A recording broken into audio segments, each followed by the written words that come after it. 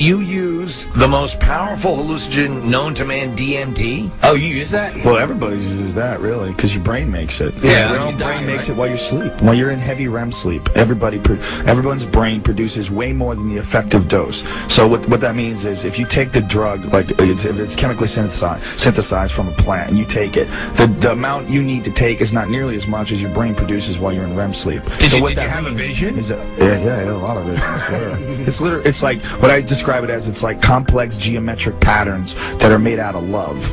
Like, you go literally to another dimension. Yeah. And the crazy thing is that everybody does it every night while you sleep. Nobody ever thinks about why you sleep. Like, what you do is, when you sleep, is you shut off. You shut off and you just accept it, because we do it every night. But 8 hours of your day is somewhere you don't understand, you don't know about, you don't know what it is. You just go blank, and then you wake up and it's over. But you're going through an intense psychedelic trip during that whole time. And the same thing is, when you wake up from a dream, you can't remember it.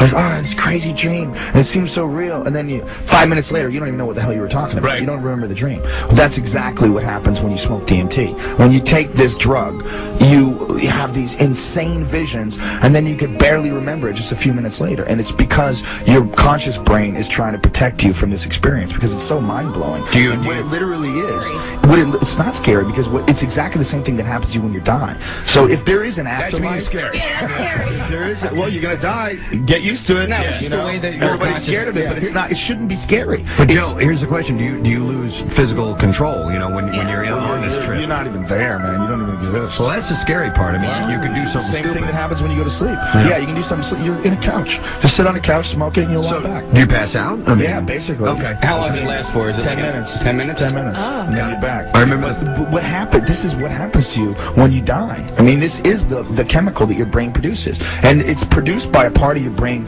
called the pineal gland, and literally, it's your third eye. It's literally in the center of your brain, where the third eye is, and it actually, in reptiles, it has a retina and a cornea and a lens. And they've done all these scientific studies on it. They did a bunch of clinical trials at the University of New Mexico. They did a book on it called DMT, the Spirit Molecule.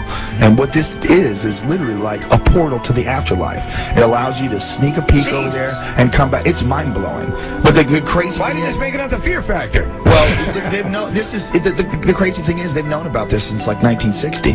If you saw a movie and there was a substance in this movie that existed in every single ecosystem, it's in plants and it's everywhere. It's in grass. You take phalaris grass and you extract it, you get DMT from it. Literally. I mean, it's in more plants than it's not in. And if there was a drug that allowed you, if you smoked it, you could literally see God, literally have a communication with pure wisdom. Wouldn't you think that everybody would have heard about that? Yeah. Could you think that you could keep something like that under wraps for like 40, 50 years? See, they have. I go the other way on this. I've never, I'm not opposed to other people doing. I've never tried pot. I've never been drunk. I've never done any of it, just because it holds no fascination for me. Well, that's because you've never done it. If you've done it, it would be fascinating.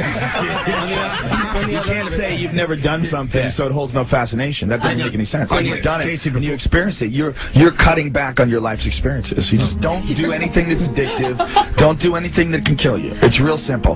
This is what should be legal. All plants should be legal, because they don't make strychnine illegal. Strychnine exists in Strychnus vomosus or something like that. There's a bunch of different plants that produce strychnine, and they're legal plants. You can buy them and you can make strychnine. You know why? It's not about something that kills you. It's about something that you won't be able to absorb propaganda the way you do now. You won't be able to look at the news the way you do now. You won't be able to look at common cultural conditioning and predetermined patterns of behavior. None of that stuff will make sense. It's very difficult to go through life after you've gone through that experience.